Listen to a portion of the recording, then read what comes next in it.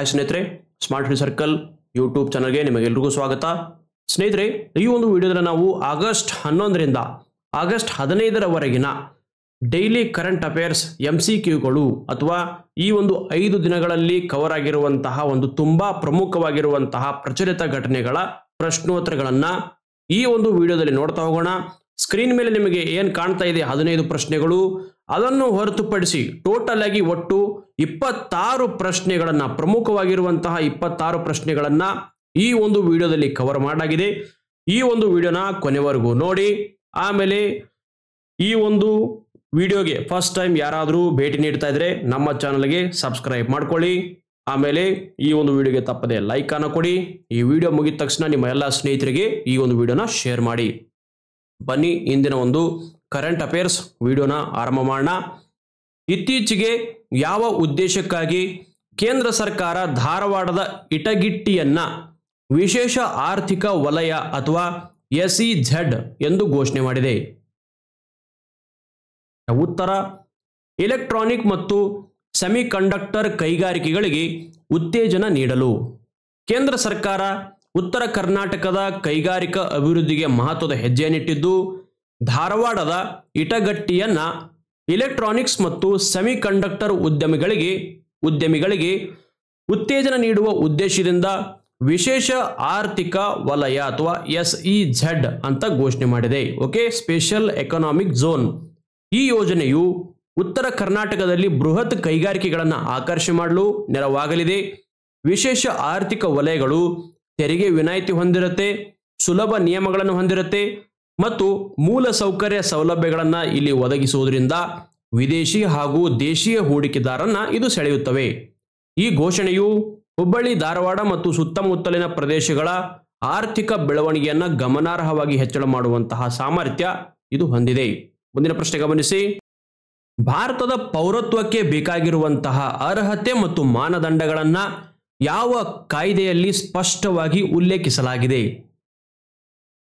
ಉತ್ತರ, ಪೌರತ್ವ ಕಾಯ್ದೆ 1955.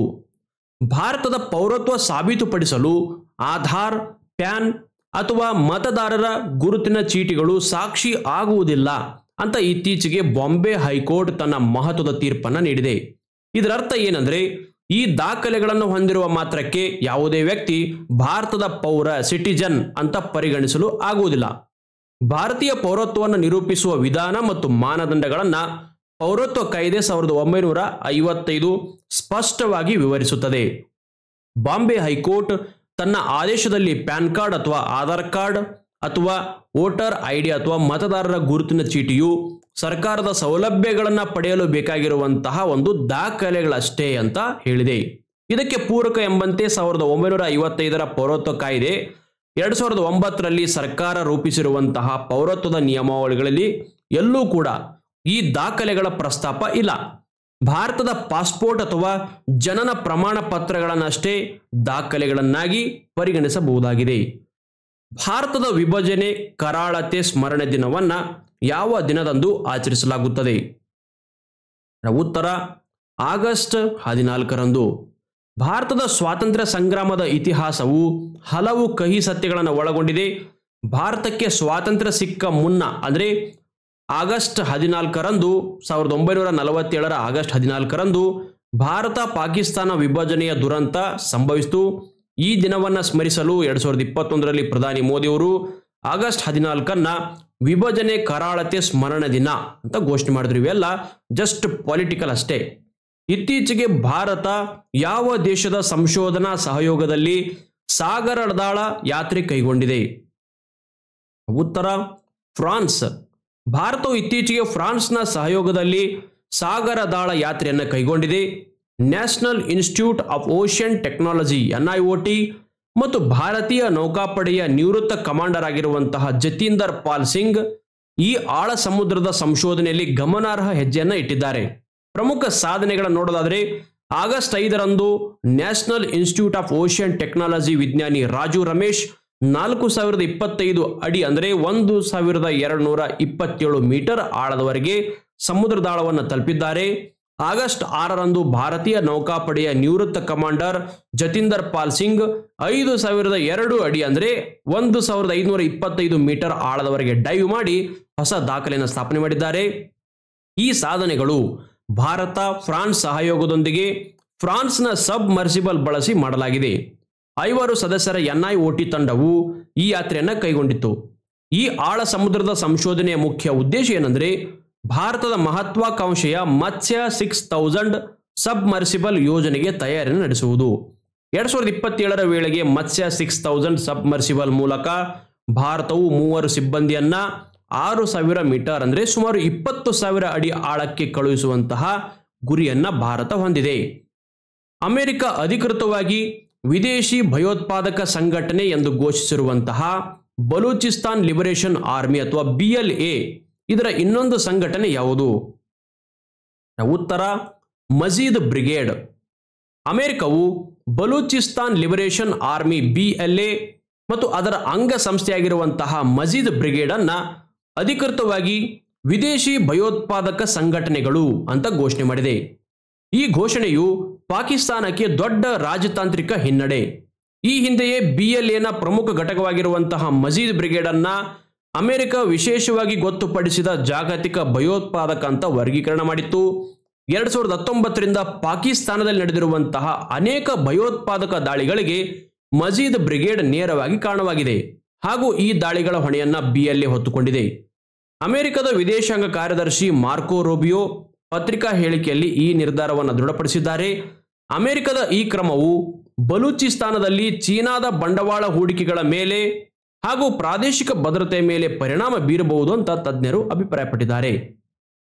ಇತ್ತೀಚೆಗೆ ಪ್ರಧಾನಿ ಮೋದಿ ಅವರು ಮಿಷನ್ ಸುದರ್ಶನ ಚಕ್ರವನ್ನ ಯಾವ ದಿನದಂದು ಘೋಷಣೆ ಮಾಡಿದರು? ಉತ್ತರ ಆಗಸ್ಟ್ 15ರಂದು. 2025ರ ಸ್ವಾತಂತ್ರ್ಯ ದಿನ ಅಂದರೆ ಆಗಸ್ಟ್ 15ರಂದು ಪ್ರಧಾನಿ ಮೋದಿ ಅವರು ಮಿಷನ್ ಸುದರ್ಶನ ಚಕ್ರವನ್ನ ಘೋಷಣೆ ಮಾಡಿದ್ದಾರೆ.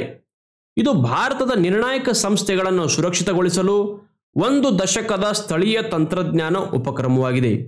ಈ ಮಹತ್ವಾಕಾಂಕ್ಷೆಯ ದಶಕದ ಅವಧಿಯ ಮಿಷನ್ ಸ್ಥಳೀಯ ತಂತ್ರಜ್ಞಾನವನ್ನು ಬಳಸಿಕೊಂಡು ಭಾರತದ ನಿರ್ಣಾಯಕ ಸ್ಥಾಪನೆಗಳನ್ನು ಸುರಕ್ಷಿತಗೊಳಿಸುವ ಗುರಿಯನ್ನು ಹೊಂದಲಾಗಿದೆ. ಈ ದಿನದಂದು ಪ್ರತಿಯೊಬ್ಬ ನಾಗರಿಕನು ಸುರಕ್ಷಿತನೆಂದು ಭಾವಿಸಬೇಕು ಅಂತ ಮೋದಿ ಅವರು ಘೋಷಣೆ ಮಾಡಿದ್ದಾರೆ. ಅರ್ಜುನನು ಜಯದ್ರನನ್ನ ಸೋಲಿಸಲು ಶ್ರೀಕೃಷ್ಣನು ಸೂರ್ಯನನ್ನು ರಕ್ಷಿಸಿದ ಕ್ಷಣವನ್ನು ಉಲ್ಲೇಖಿಸಿ ಪ್ರಧಾನಿ ಮೋದಿ ಅವರು ಮಹಾಭಾರತವನ್ನು ಉಲ್ಲೇಖಿಸಿದ್ದಾರೆ. ಸುಧಾರಿತ ಕಣ್ಗಾವಲು ವ್ಯವಸ್ಥೆಗಳು, ಸೂಕ್ಷ್ಮ ತಾಣಗಳ AI ಸಕ್ರಿಯಗೊಳಿಸಿದ ಮೇಲ್ವಿಚಾರಣೆ ಮಾಡುತ್ತೆ. ಸೈಬರ್ ರಕ್ಷಣಾ ಚೌಕಟ್ಟು ಸೈಬರ್ ಯುದ್ಧ ಮತ್ತು ಹೈಬ್ರಿಡ್ ಬೆದರಿಕೆಗಳ ವಿರುದ್ಧ ರಕ್ಷಣೆ ಮಾಡುತ್ತೆ. ಕನ್ನಡದ ಮನೆ ಕನ್ನಡದ ಮನ ಎಂಬ ವಿಶೇಷ ಅಭಿಯಾನವನ್ನ ಯಾರು ಆರಂಭಿಸಿದ್ದಾರೆ? ಉತ್ತರ ಕನ್ನಡ ಸಾಹಿತ್ಯ ಪರಿಷತ್ತು.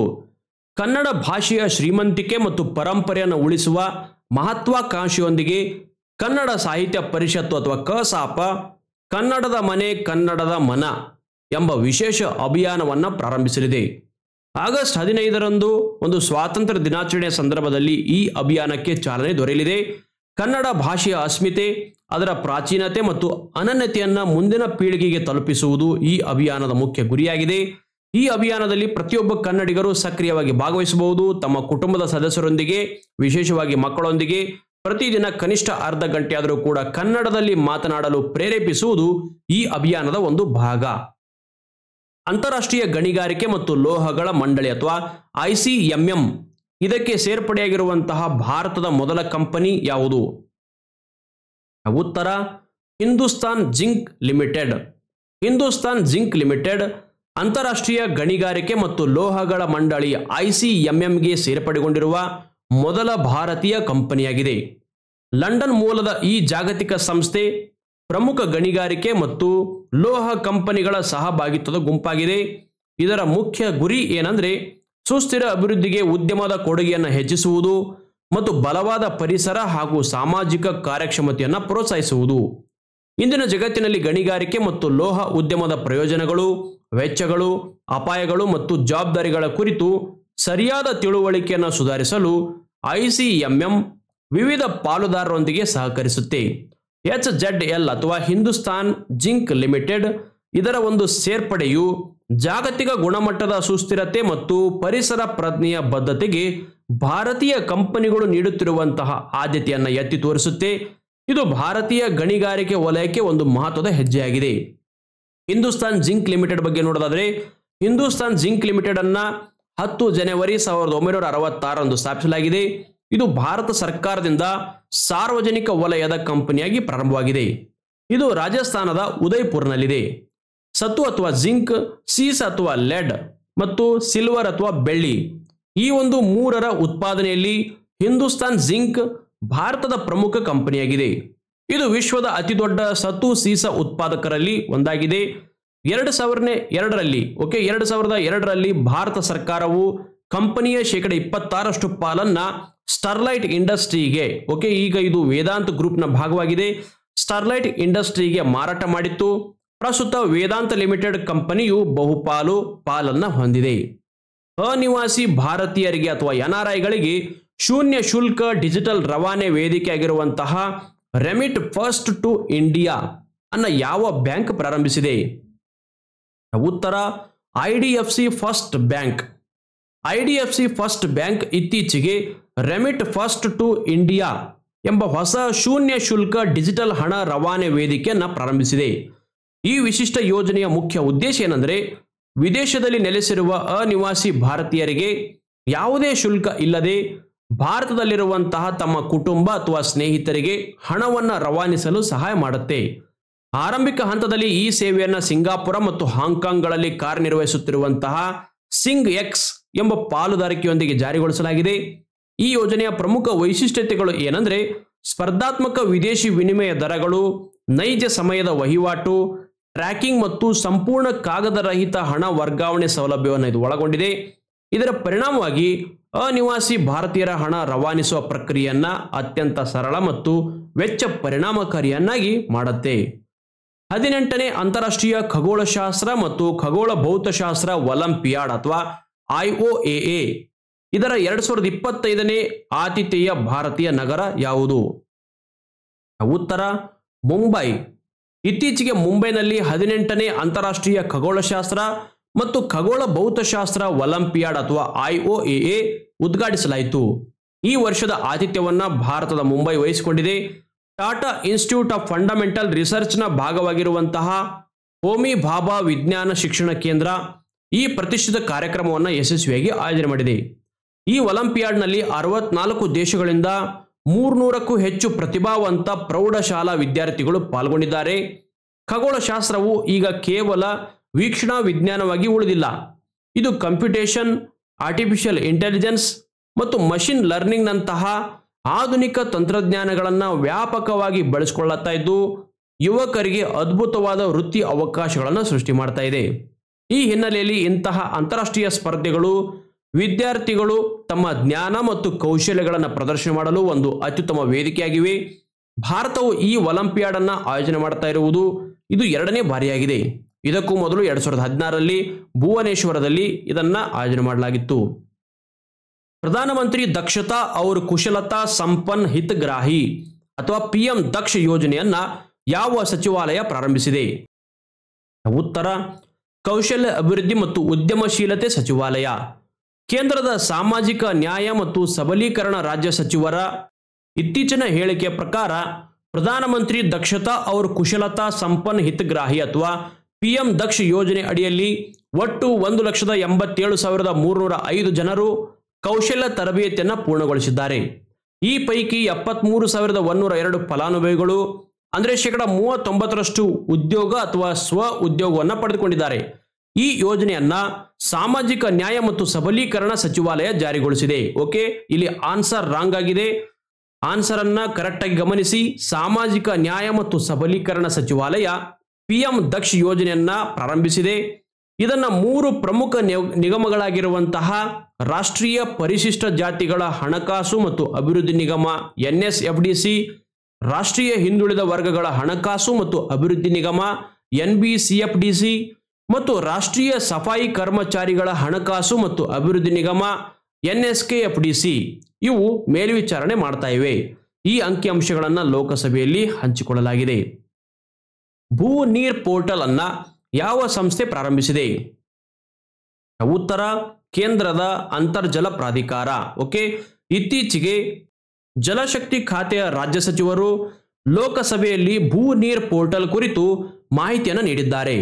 ಭೂಗರ್ಭದ ನೈಸರ್ಗಿಕ ಪರಿಸರ ಸಂಪನ್ಮೂಲಗಳ ಸಂಕ್ಷಿಪ್ತ ರೂಪವಾಗಿರುವಂತಹ ಭೂ ನೀರ್ ಅಥವಾ ಭೂಗರ್ಭೀಯ ಅಂದ್ರೆ ಇಲ್ಲಿ ಭೂ ಅಂದ್ರೆ ಓಕೆ, ಭೂ ಅಂದ್ರೆ ಭೂಗರ್ಭೀಯ, ಆಮೇಲೆ ಉಳಿದಂತೆ ನೀರ್ ಅಂದ್ರೆ natural, environmental, economic and research, ಇದರ ಒಂದು ಸಂಕ್ಷಿಪ್ತ ರೂಪ. ಈ ಭೂ ನೀರ್ ಪೋರ್ಟಲ್ ಅನ್ನ ಜಲಶಕ್ತಿ ಸಚಿವಾಲಯದ ಅಡಿಯಲ್ಲಿ ಕೇಂದ್ರದ ಅಂತರ್ಜಲ ಪ್ರಾಧಿಕಾರ ಅಥವಾ CGWA 2024ರಲ್ಲಿ ಭೂ ನೀರ್ ಪೋರ್ಟಲ್ ಅನ್ನ ಆರಂಭಿಸಿದೆ. ಇದು ಅಂತರ್ಜಲ ಹೊರ ತೆಗೆಯುವಿಕೆಗಾಗಿ ನಿರಾಕ್ಷೇಪಣಾ ಪ್ರಮಾಣ ಪತ್ರ ಅಥವಾ NOC ಅರ್ಜಿಗಳನ್ನು ಸಲ್ಲಿಸಲು ಸುಲಭ ಮತ್ತು ಪಾರದರ್ಶಕ ವೇದಿಕೆಯನ್ನು ಒದಗಿಸುತ್ತದೆ. ಈ ಅತ್ಯಾಧುನಿಕ ಪೋರ್ಟಲ್ ಅಂತರ್ಜಲ ಅಭಿವೃದ್ಧಿ ಮತ್ತು ನಿರ್ವಹಣೆಯನ್ನು ನಿಯಂತ್ರಿಸುವ ಗುರಿಯನ್ನು ಹೊಂದಿದೆ. ಇದು ಅಂತರ್ಜಲ ಅನುಸರಣೆ ನೀತಿಗಳು ಮತ್ತು ಸುಸ್ಥಿರ ಅಭ್ಯಾಸಗಳಿಗಾಗಿ ಕೇಂದ್ರೀಕೃತ ಡೇಟಾಬೇಸ್ ಆಗಿ ಕಾರ್ಯನಿರ್ವಹಿಸುತ್ತೆ. ಮುಖ್ಯವಾಗಿ ಕೈಗಾರಿಕೆಗಳು, ಮೂಲಸೌಕರ್ಯ ಮತ್ತು ಗಣಿಗಾರಿಕೆ ಯೋಜನೆಗಳಿಗೆ ಇದನ್ನು ಉದ್ದೇಶಿಸಲಾಗಿದೆ. ಅತಿಯಾದ ಅಂತರ್ಜಲ ಹೊರ ತೆಗೆಯುವಿಕೆಯನ್ನು ತಡೆಯಲು ಮತ್ತು ಸುಸ್ಥಿರ ಬಳಕೆಯನ್ನು ಉತ್ತೇಜಿಸಲು ಕಟ್ಟುನಿಟ್ಟಾದ ಮಾರ್ಗಸೂಚಿಗಳನ್ನು ಜಾರಿಗೊಳಿಸಲು ಈ ಪೋರ್ಟಲ್ ಸಹಕಾರಿಯಾಗಿದೆ. ಟಾಟೋ 2 ಜಲ ವಿದ್ಯುತ್ ಯೋಜನೆ ಯಾವ ರಾಜ್ಯದಲ್ಲಿದೆ? ಉತ್ತರ ಅರುಣಾಚಲ ಪ್ರದೇಶ. ಅರುಣಾಚಲ ಪ್ರದೇಶದ ಶಿಯೋಮಿ ಜಿಲ್ಲೆಯಲ್ಲಿ 700 ಮೆಗಾವ್ಯಾಟ್ ಸಾಮರ್ಥ್ಯದ ಟಾಟೋ 2 ಜಲ ವಿದ್ಯುತ್ ಯೋಜನೆಗೆ ಆರ್ಥಿಕ ವ್ಯವಹಾರಗಳ ಸಂಪುಟ ಸಮಿತಿ ಅಥವಾ CCEA 28,146 ಕೋಟಿ ರೂಪಾಯಿ ಒಂದು ವೆಚ್ಚದ ಅನುಮೋದನೆ ನೀಡಿದೆ. ಈ ಯೋಜನೆಯು ಪಶ್ಚಿಮ ಸಿಯಾಂಗ್ ಜಿಲ್ಲೆಯ ಟಾಟೋ ಗ್ರಾಮದ ಬಳಿ ಸಿಯೋಮ್ ನದಿಯ ಮೇಲೆ ನಿರ್ಮಾಣ ಆಗಲಿದೆ. 56 ಮಿಲಿಯನ್ ಘನ ಲೀಟರ್ ಜಲಾಶಯ ಸಾಮರ್ಥ್ಯ ಹೊಂದಿರುವಂತಹ ಈ ಯೋಜನೆ ನದಿಯಿಂದ ಹರಿಯುವ ನೀರಿನ ಶಕ್ತಿಯನ್ನು ಬಳಸಿಕೊಂಡು ವಿದ್ಯುತ್ ಅನ್ನು ಉತ್ಪಾದಿಸಲಿದೆ. ಇದು ತಲಾ 175 ಮೆಗಾವ್ಯಾಟ್ ಸಾಮರ್ಥ್ಯದ 4 ಟರ್ಬೈನ್ಗಳನ್ನು ಒಳಗೊಂಡಿದ್ದು ವಾರ್ಷಿಕವಾಗಿ 2,738 ಮಿಲಿಯನ್ ಯೂನಿಟ್ ವಿದ್ಯುತ್ ಅನ್ನು ಉತ್ಪಾದಿಸಲಿದೆ. ಯೋಜನೆಯ ಒಪ್ಪಂದದ ಪ್ರಕಾರ ಅರುಣಾಚಲ ಪ್ರದೇಶ ಸರ್ಕಾರ 12% ಉಚಿತ ವಿದ್ಯುತ್ ಮತ್ತು 1% ಸ್ಥಳೀಯ ಪ್ರದೇಶ ಅಭಿವೃದ್ಧಿ ನಿಧಿ ಪಡೆಯಲಿದೆ. ಈ ಯೋಜನೆಯು ಈಶಾನ್ಯ ವಿದ್ಯುತ್ ಶಕ್ತಿ ನಿಗಮ ಲಿಮಿಟೆಡ್ ಮತ್ತು ಈ ಒಂದು ರಾಜ್ಯದ ಸರ್ಕಾರದ ಜಂಟಿ ಉದ್ಯಮ ಆಗಿದೆ. 2025ರ 15ನೇ ಜೂನಿಯರ್ ರಾಷ್ಟ್ರೀಯ ಮಹಿಳಾ ಹಾಕಿ ಚಾಂಪಿಯನ್ಶಿಪ್ ಅನ್ನ ಯಾವ ರಾಜ್ಯ ಗೆದ್ದುಕೊಂಡಿದೆ? ಉತ್ತರ ಜಾರ್ಖಂಡ್. ಜಾರ್ಖಂಡ್ನ ಮಹಿಳಾ ಹಾಕಿ ತಂಡವು 15ನೇ ಜೂನಿಯರ್ ರಾಷ್ಟ್ರೀಯ ಮಹಿಳಾ ಹಾಕಿ ಚಾಂಪಿಯನ್ಶಿಪ್ ಅನ್ನ ಸತತವಾಗಿ 2ನೇ ವರ್ಷ ಗೆದ್ದುಕೊಂಡಿದೆ. 2025ರ ಆಗಸ್ಟ್ 1ರಿಂದ 12ರವರೆಗೆ ಆಂಧ್ರ ಪ್ರದೇಶದ ಕಾಕಿನಾಡದಲ್ಲಿ ನಡೆದಿರುವಂತಹ ಫೈನಲ್ ಪಂದ್ಯದಲ್ಲಿ ಜಾರ್ಖಂಡ್ ತಂಡವು ಹರಿಯಾಣವನ್ನ 2-1 ಗೋಲುಗಳಿಂದ ಸೋಲಿಸಿತು. ಈ ಗೆಲುವಿನೊಂದಿಗೆ ಜಾರ್ಖಂಡ್ ತಂಡ 2018, 19, 24 ಮತ್ತು 25ರಲ್ಲಿ ಜೂನಿಯರ್ ರಾಷ್ಟ್ರೀಯ ಪ್ರಶಸ್ತಿಗಳನ್ನು ಗೆದ್ದಂತಾಗಿದೆ. 2025ರಲ್ಲಿ ಜಾರ್ಖಂಡ್ ಸೀನಿಯರ್, ಜೂನಿಯರ್ ಮತ್ತು ಸಬ್ ಜೂನಿಯರ್ ವಿಭಾಗಗಳಲ್ಲಿ ರಾಷ್ಟ್ರೀಯ ಚಾಂಪಿಯನ್ಶಿಪ್ಗಳನ್ನು ಗೆಲ್ಲುವ ಮೂಲಕ ಐತಿಹಾಸಿಕ ಸಾಧನೆಯನ್ನ 2025ರಲ್ಲಿ ಜಾರ್ಖಂಡ್ ರಾಜ್ಯ ಮಾಡಿದೆ. ಸೂರ್ಯ ಡ್ರೋಣಥಾನ್ 2025 ಎಂಬ ಡ್ರೋನ್ ಸ್ಪರ್ಧೆಯನ್ನ ಎಲ್ಲಿ ನಡೆಸಲಾಗಿದೆ? ಉತ್ತರ ಹಿಮಾಚಲ ಪ್ರದೇಶ. ಭಾರತೀಯ ಸೇನೆಯ Surya Command Drone Federation of India ಸಹಯೋಗದೊಂದಿಗೆ ಸೂರ್ಯ ಡ್ರೋಣಥಾನ್ 2025 ಎಂಬ ರಾಷ್ಟ್ರೀಯ ಡ್ರೋನ್ ಸ್ಪರ್ಧೆಯನ್ನು ಆಯೋಜನೆ ಮಾಡಿದೆ. ಹಿಮಾಚಲ ಪ್ರದೇಶದ ಸ್ಪಿತಿ ಕಣಿವೆಯಲ್ಲಿರುವಂತಹ ಸುಮ್ದೋ ಎಂಬಲ್ಲಿ ಈ ಸ್ಪರ್ಧೆ ನಡೆದಿದೆ. ದೇಶದಾದ್ಯಂತ ನುರಿತ ಸ್ವತಂತ್ರ ತಂತ್ರಜ್ಞರು ಮತ್ತು ಮೂಲ ಸಲಕರಣೆ ತಯಾರಕರು ಇದರಲ್ಲಿ ಭಾಗವಹಿಸಿದರು. ರಕ್ಷಣಾ ಕ್ಷೇತ್ರದಲ್ಲಿ ಸ್ಥಳೀಯ ತಂತ್ರಜ್ಞಾನ ಮತ್ತು ಆವಿಷ್ಕಾರಗಳನ್ನು ಉತ್ತೇಜಿಸುವುದು ಮತ್ತು ಆತ್ಮನಿರ್ಭರ ಭಾರತದ ಗುರಿಯನ್ನು ಬೆಂಬಲಿಸುವುದು ಇದರ ಮುಖ್ಯ ಉದ್ದೇಶವಾಗಿತ್ತು. ಈ ಸ್ಪರ್ಧೆಯ ಮೊದಲ ಹಂತ 2025ರ ಆಗಸ್ಟ್ 10ರಿಂದ 15ರವರೆಗೆ ನಡೆದರೆ ಎರಡನೇ ಹಂತ ಆಗಸ್ಟ್ 20ರಿಂದ 24ರವರೆಗೆ ನಡೆಯಲಿದೆ. 2025ರ ವಿಶ್ವ ಕ್ರೀಡಾಕೂಟದಲ್ಲಿ ಮಹಿಳೆಯರ 52 kg ಉಶು ವಿಭಾಗದಲ್ಲಿ ಬೆಳ್ಳಿ ಪದಕ ಗೆದ್ದು ಇತಿಹಾಸ ಸೃಷ್ಟಿ ಮಾಡಿರುವಂತಹ ಭಾರತೀಯೆ ಯಾರು? ಉತ್ತರ ನಮ್ರತಾ ಬಾತ್ರಾ.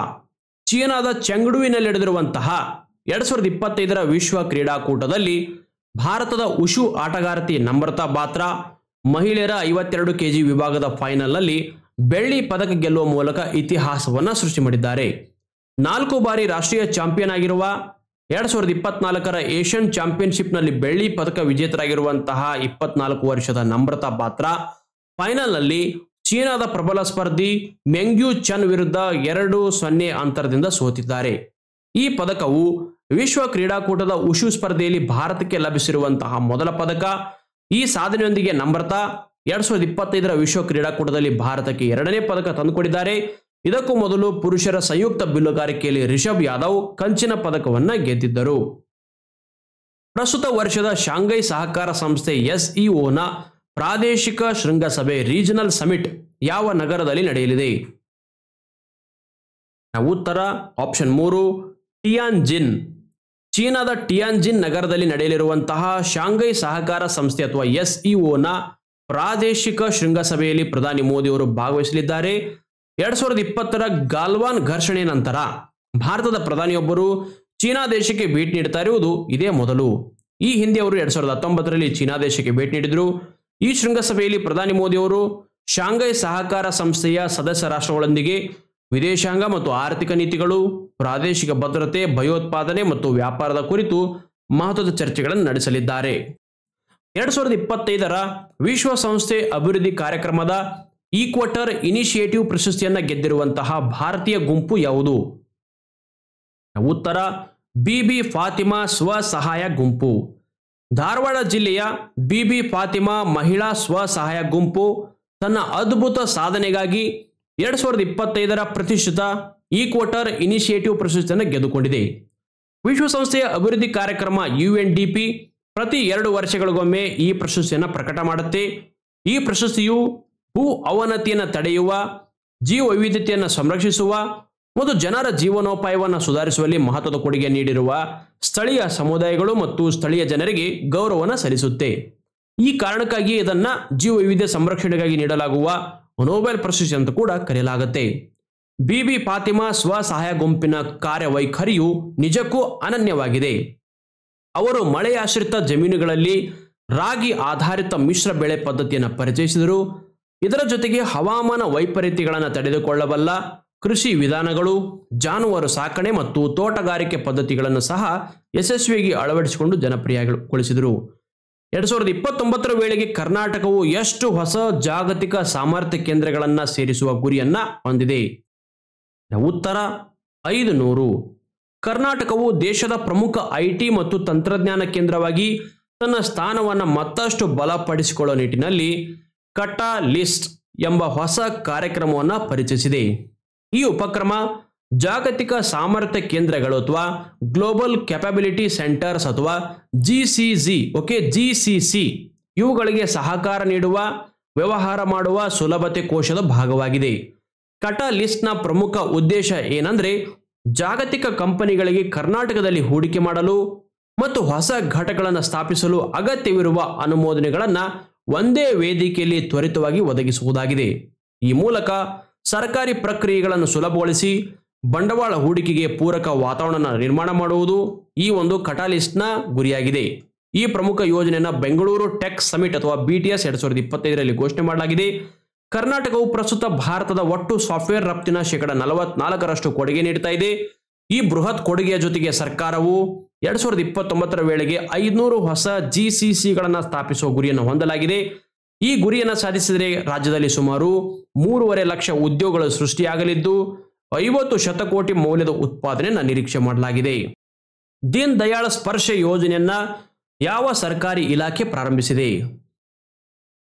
ಉತ್ತರ ಅಂಚೆ ಇಲಾಖೆ. ಭಾರತ ಸರ್ಕಾರದ ಸಂವಹನ ಸಚಿವಾಲಯದ ಅಂಚೆ ಇಲಾಖೆ ಶಾಲಾ ಮಕ್ಕಳಲ್ಲಿ ಅಂಚೆ ಚೀಟಿ ಸಂಗ್ರಹಣೆಯ ಹವ್ಯಾಸವನ್ನು ಉತ್ತೇಜಿಸುವ ಸಲುವಾಗಿ ದೀನ್ ದಯಾಳ್ ಸ್ಪರ್ಶ ಯೋಜನೆ ಎಂಬ ವಿದ್ಯಾರ್ಥಿ ವೇತನ ಕಾರ್ಯಕ್ರಮವನ್ನು ಪ್ರಾರಂಭಿಸಿದೆ. ಈ ಯೋಜನೆಯಡಿ 6ನೇ ತರಗತಿಯಿಂದ 9ನೇ ತರಗತಿವರೆಗಿನ ವಿದ್ಯಾರ್ಥಿಗಳಿಗೆ ವಿದ್ಯಾರ್ಥಿ ವೇತನ ನೀಡಲಾಗುತ್ತದೆ. ಅರ್ಹತೆ ಪಡೆಯಲು ವಿದ್ಯಾರ್ಥಿಗಳು ಹಿಂದಿನ ಶೈಕ್ಷಣಿಕ ವರ್ಷದಲ್ಲಿ ಕನಿಷ್ಠ 60% ಅಂಕಗಳನ್ನು ಗಳಿಸಿರಬೇಕು. ಜೊತೆಗೆ ಅವರು ಅಂಚೆ ಚೀಟಿ ಸಂಗ್ರಹಣಾ ಠೇವಣಿ ಖಾತೆಯನ್ನ ಅಥವಾ ಅಂಚೆ ಚೀಟಿ ಸಂಗ್ರಹಣಾ ಕ್ಲಬ್ನ ಸದಸ್ಯತ್ವವನ್ನು ಹೊಂದಿರಬೇಕು. ಆಯ್ಕೆಯಾಗಿರುವಂತಹ ವಿದ್ಯಾರ್ಥಿಗಳಿಗೆ ವರ್ಷಕ್ಕೆ 6,000 ರೂಪಾಯಿ ವಿದ್ಯಾರ್ಥಿ ವೇತನ ನೀಡಲಾಗುತ್ತೆ. ಈ ಕಾರ್ಯಕ್ರಮವು ಮಕ್ಕಳಲ್ಲಿ ಇತಿಹಾಸ, ಸಂಸ್ಕೃತಿ ಮತ್ತು ಕಲೆಯ ಬಗ್ಗೆ ಆಸಕ್ತಿ ಮೂಡಿಸುವಂತಹ ಗುರಿಯನ್ನ ಹೊಂದಿರುತ್ತೆ. ಸ್ಪರ್ಶ್ನ ವಿಸ್ತೃತ ರೂಪ ಏನಿದೆ? Scholarship for promotion of aptitude and research in stamps as A hobby.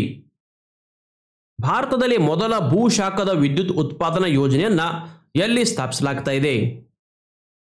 ಉತ್ತರ ಪುಗಾ ಕಣಿವೆ, ಇದು ಲಡಾಖ್ನಲ್ಲಿದೆ. ಭಾರತವು ಶೀಘ್ರದಲ್ಲೇ ಭೂಶಾಖ ಆಧಾರಿತ ವಿದ್ಯುತ್ ಉತ್ಪಾದನೆ ಮಾಡುವ ರಾಷ್ಟ್ರಗಳ ಸಾಲಿಗೆ ಸೇರ್ಪಡೆಯಾಗಲಿದೆ. ದೇಶದ ಮೊದಲ ವಾಣಿಜ್ಯ ಉದ್ದೇಶದ ಭೂಶಾಖ ವಿದ್ಯುತ್ ಸ್ಥಾವರ ಕೇಂದ್ರಾಡಳಿತ ಪ್ರದೇಶವಾಗಿರುವಂತಹ ಲಡಾಖ್ನ ಪುಗಾ ಕಣಿವೆಯಲ್ಲಿ ಸ್ಥಾಪನೆ ಆಗ್ತಾ ಇದೆ. ಸಮುದ್ರ ಮಟ್ಟದಿಂದ ಸುಮಾರು 14,000 ಅಡಿ ಎತ್ತರದಲ್ಲಿರುವಂತಹ ಈ ಕಣಿವೆ ತನ್ನ ಬಿಸಿ ನೀರಿನ ಬುಗ್ಗೆಗಳಿಗೆ ಹೆಸರುವಾಸಿಯಾಗಿದೆ. ಸರ್ಕಾರಿ ಸ್ವಾಮ್ಯದ ತೈಲ ಮತ್ತು ನೈಸರ್ಗಿಕ ಅನಿಲ ನಿಗಮ ONGC ಈ ಯೋಜನೆಯನ್ನು ಅನುಷ್ಠಾನಗೊಳಿಸ್ತಾ ಇದ್ದು, ಭೂಮಿಯ ಆಳದಲ್ಲಿರುವಂತಹ ಶಾಖವನ್ನು ಬಳಸಿಕೊಂಡು ವಿದ್ಯುತ್ ಉತ್ಪಾದಿಸುವಂತಹ ಗುರಿಯನ್ನು ಹೊಂದಲಾಗಿದೆ.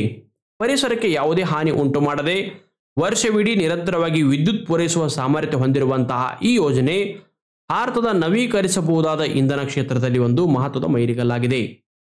ಭೂ ಮೇಲ್ಮೈನಿಂದ ಕೆಳಗಡೆ ಶಿಲಾ ಪದರದ ಅಡಿಯಲ್ಲಿ 200 ಡಿಗ್ರಿ ಸೆಲ್ಸಿಯಸ್ಗಿಂತಲೂ ಹೆಚ್ಚು ಬಿಸಿಯಾಗಿರುವ ನೀರಿನ ಅಥವಾ ದ್ರವ ಅಂತ ಕರೆಯಲಾಗುತ್ತೆ ನೀರಿನ ದೊಡ್ಡ ಸಂಗ್ರಹ ಇದೆ. ಈ ಕಾದಿರುವಂತಹ ದ್ರವವನ್ನು ಮೇಲಕ್ಕೆತ್ತಿ ಅದರಿಂದ ವಿದ್ಯುತ್ ಉತ್ಪಾದಿಸುವುದು ಈ ಯೋಜನೆಯ ಮುಖ್ಯ ಉದ್ದೇಶ. ನೈಸರ್ಗಿಕ ಬಿಸಿ ನೀರ ಚಿಲುಮೆಗಳು ಕಂಡುಬರುವ ಪುಗಾ ಕಣಿವೆಯಲ್ಲಿ ಮೊದಲ ಹಂತದಲ್ಲಿ 1,000 ಮೀಟರ್ ಆಳದ 2 ಕೊಳವೆ ಬಾವಿಗಳನ್ನು ಕೊರೆದು 1 ಮೆಗಾವ್ಯಾಟ್ನಷ್ಟು ವಿದ್ಯುತ್ತನ್ನು ಪ್ರಾಯೋಗಿಕವಾಗಿ ಉತ್ಪಾದಿಸುವ ಯೋಜನೆ ONGC ಇದಾಗಿದೆ. ಎರಡನೇ ಹಂತದಲ್ಲಿ ಕೊಳವೆ ಬಾವಿಯನ್ನು ಇನ್ನಷ್ಟು ಆಳದವರೆಗೆ ಕೊರೆಯಲಾಗುತ್ತೆ. ಮೂರನೇ ಹಂತದಲ್ಲಿ ವಾಣಿಜ್ಯ ಉದ್ದೇಶದ ಸ್ಥಾವರವನ್ನು ನಿರ್ಮಿಸಿ 240 ಮೆಗಾವ್ಯಾಟ್ನಷ್ಟು ಪರಿಸರ ಸ್ನೇಹಿ ವಿದ್ಯುತ್ ಉತ್ಪಾದಿಸುವ ಗುರಿಯನ್ನು ಹೊಂದಲಾಗಿದೆ. ಭೂಶಾಖದಿಂದ ಭಾರಿ ಪ್ರಮಾಣದಲ್ಲಿ ವಿದ್ಯುತ್ ಉತ್ಪಾದನೆ ಮಾಡುವ ಸಾಮರ್ಥ್ಯ ಭಾರತಕ್ಕೆ ಇದೆ. ಈ ಬಗ್ಗೆ ಜಿಯೋಲಾಜಿಕಲ್ ಸರ್ವೆ ಆಫ್ ಇಂಡಿಯಾ ದೇಶದಾದ್ಯಂತ ಇರುವಂತಹ 381 ಸ್ಥಳಗಳ ಅಧ್ಯಯನ ನಡೆಸಿದ್ದು 2022ರಲ್ಲಿ ಜಿಯೋಥರ್ಮಲ್ ಅಟ್ಲಾಸ್ ಆಫ್ ಇಂಡಿಯಾ ಎಂಬ ವರದಿಯನ್ನು ಪ್ರಕಟ ಮಾಡಿದೆ. ಅದರ ಪ್ರಕಾರ ಭಾರತಕ್ಕೆ 10,600 ಮೆಗಾವ್ಯಾಟ್ನಷ್ಟು ಭೂಶಾಖ ವಿದ್ಯುತ್ ಉತ್ಪಾದಿಸುವಂತಹ ಸಾಮರ್ಥ್ಯ ಇದೆ. ಛತ್ತೀಸ್ಗಢದ ತಾತಾಪಾನಿ, ಗೋದಾವರಿ, ಹಿಮಾಚಲ ಪ್ರದೇಶದ ಮಣಿಕರಣ್, ಪಶ್ಚಿಮ ಬಂಗಾಳದ ಬಕ್ರೇಶ್ವರ, ಗುಜರಾತ್ನ ಟುವಾ, ಮಹಾರಾಷ್ಟ್ರದ ಉನಾಯಿ ಮತ್ತು ಜಲಗಾಂವ್ ಹಾಗೂ ಬಿಹಾರದ ರಾಜಗೀರ್ ಮತ್ತು ಮುಂಗೇರ್ಗಳಲ್ಲಿ ಭೂಶಾಖ ವಿದ್ಯುತ್ ಸ್ಥಾವರ ನಿರ್ಮಾಣ ಮಾಡಬಹುದು ಅಂತ ಹೇಳಲಾಗಿದೆ. ಉಲ್ಚಿ ಫ್ರೀಡಂ ಶೀಲ್ಡ್ ಯಾವ 2 ದೇಶಗಳ ನಡುವಿನ ವಾರ್ಷಿಕ ಜಂಟಿ ವ್ಯಾಯಾಮ ಆಗಿದೆ? ಉತ್ತರ ದಕ್ಷಿಣ ಕೊರಿಯಾ ಮತ್ತು ಅಮೆರಿಕ. ಉಲ್ಚಿ ಫ್ರೀಡಂ ಶೀಲ್ಡ್ ಎಂಬುದು ಅಮೆರಿಕ ಮತ್ತು ದಕ್ಷಿಣ ಕೊರಿಯಾ ನಡುವಿನ ವಾರ್ಷಿಕ ಜಂಟಿ ಮಿಲಿಟರಿ ವ್ಯಾಯಾಮ ಆಗಿದೆ. ಈ ವ್ಯಾಯಾಮವು ಸಂಭಾವ್ಯ ಬೆದರಿಕೆಗಳ ವಿರುದ್ಧ, ವಿಶೇಷವಾಗಿ ಉತ್ತರ ಕೊರಿಯಾದಿಂದ ಬರುವಂತಹ ಬೆದರಿಕೆಗಳ ವಿರುದ್ಧ ಸಂಯೋಜಿತ ರಕ್ಷಣಾ ಭಂಗಿ ಮತ್ತು ಪ್ರತಿಕ್ರಿಯೆ ಸಾಮರ್ಥ್ಯಗಳನ್ನು ಹೆಚ್ಚಿಸಲು ವಿನ್ಯಾಸಗೊಳಿಸಲಾಗಿದೆ. 2025ರ ಅಂತಾರಾಷ್ಟ್ರೀಯ ಯುವ ದಿನದ ಥೀಮ್ ಏನು? ಉತ್ತರ ಸುಸ್ಥಿರ ಅಭಿವೃದ್ಧಿ ಗುರಿಗಳು ಮತ್ತು ಅದರಾಚೆಗೆ ಸ್ಥಳೀಯ ಯುವ ಕ್ರಮಗಳು. ಪ್ರತಿ ವರ್ಷ ಆಗಸ್ಟ್ 12ರಂದು ಅಂತಾರಾಷ್ಟ್ರೀಯ ಯುವ ದಿನವನ್ನು ಜಾಗತಿಕವಾಗಿ ಆಚರಣೆ ಮಾಡಲಾಗುತ್ತೆ. ಯುವ ಜನರು ಸಮಾಜಕ್ಕೆ ನೀಡಿರುವ ಕೊಡುಗೆಗಳು ಮತ್ತು ಅವರು ಎದುರಿಸ್ತಾ ಇರುವಂತಹ ಸವಾಲುಗಳು ಮತ್ತು ಅವರ ಸಾಮರ್ಥ್ಯವನ್ನು ಗುರುತಿಸುವುದು ಇದರ ಮುಖ್ಯ ಉದ್ದೇಶ. ಈ ದಿನವನ್ನು ಮೊದಲು 1991ರಲ್ಲಿ ಆಸ್ಟ್ರಿಯಾದ ವಿಯೆನಾದಲ್ಲಿ ನಡೆದಿರುವಂತಹ ವಿಶ್ವ ಯುವ ವೇದಿಕೆಯಲ್ಲಿ ಪ್ರಸ್ತಾಪಿಸಲಾಗಿದೆ. ನಂತರ 1999ರಲ್ಲಿ ನಡೆದಿರುವಂತಹ ಯುವ ಜನರಿಗೆ ಜವಾಬ್ದಾರರಾಗಿರುವಂತಹ ಸಚಿವರ ವಿಶ್ವ ಸಮ್ಮೇಳನದಲ್ಲಿ ಆಗಸ್ಟ್ 12ನ್ನು ಅಧಿಕೃತವಾಗಿ ಅಂತಾರಾಷ್ಟ್ರೀಯ ಯುವ ದಿನ ಅಂತ ಘೋಷಣೆ ಮಾಡಲಾಯಿತು. ಅದೇ ವರ್ಷ ವಿಶ್ವಸಂಸ್ಥೆಯ ಸಾಮಾನ್ಯ ಸಭೆ ಇದನ್ನು ಅನುಮೋದಿಸಿತು ಮತ್ತು ಮೊದಲ ಆಚರಣೆಯನ್ನು 12 ಆಗಸ್ಟ್ 2000ನೇ ಇಸ್ವಿಯಲ್ಲಿ ನಡೆಸಲಾಗಿದೆ. 2025ರ ಥೀಮ್ ಇಂಗ್ಲಿಷ್ನಲ್ಲಿ ಏನಂದ್ರೆ local youth actions for the sustainable development goals and beyond. ಭಾರತದ ಮೊದಲ ಡ್ರೋನ್ ಆಧಾರಿತ ಕೃತಕ ಮಳೆ ಪ್ರಯೋಗವನ್ನು ಯಾವ ರಾಜ್ಯ ಸರ್ಕಾರ ಪ್ರಾರಂಭಿಸಿದೆ? ಉತ್ತರ ರಾಜಸ್ಥಾನ. ಇತ್ತೀಚೆಗೆ ರಾಜಸ್ಥಾನವು ಭಾರತದ ಮೊದಲ ಡ್ರೋನ್ ಆಧಾರಿತ ಕೃತಕ ಮಳೆ ಪ್ರಯೋಗವನ್ನು ಆರಂಭಿಸಿದೆ.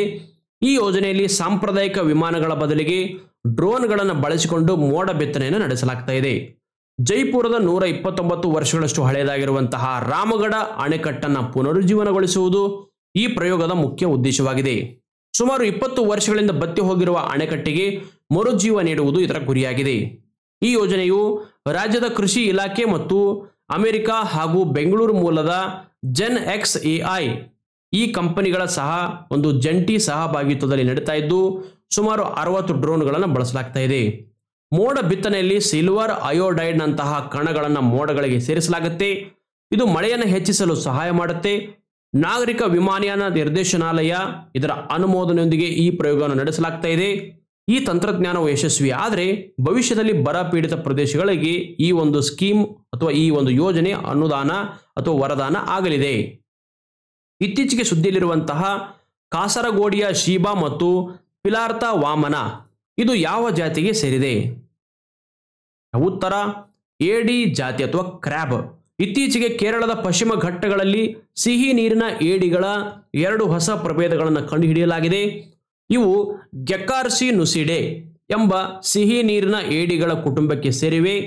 ಕಾಸರಗೋಡಿಯ ಶೀಬೆ ಎಂಬ ಹೊಸ ಪ್ರಭೇದ ಕೇರಳದ ಉತ್ತರ ಜಿಲ್ಲೆಯಾಗಿರುವಂತಹ ಕಾಸರಗೋಡಿನ ಹೆಸರನ್ನು ಪಡೆದುಕೊಂಡಿದೆ. ಈ ಏಡಿಯ ಕ್ಯಾರಪೇಸ್ ಕಂದು ಕಿತ್ತಳೆ ಬಣ್ಣದಲ್ಲಿದ್ದು ಅದರ ಮೇಲೆ ಕಪ್ಪು ಚುಕ್ಕಿಗಳು ಇವೆ.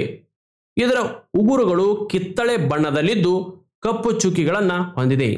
ಇದೇ ಕುಟುಂಬಕ್ಕೆ ಸೇರಿರುವಂತಹ ಇನ್ನೊಂದು ಹೊಸ ಪ್ರಭೇದವಾಗಿರುವಂತಹ ಪಿಲಾರ್ಥ ವಾಮನ.